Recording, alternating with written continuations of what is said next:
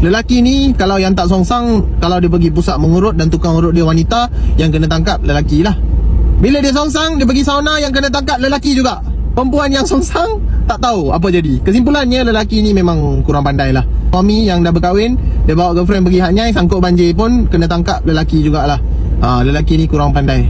Pasal yang songsang ni, tak salah katalah, dia tu terlebih tak pandai. Dia terlebih tak pandai. Yang songsang ni kita tak boleh kata apalah. Sebab mengarut sangat dah ni. Nak buat macam mana kita pun tak tahu.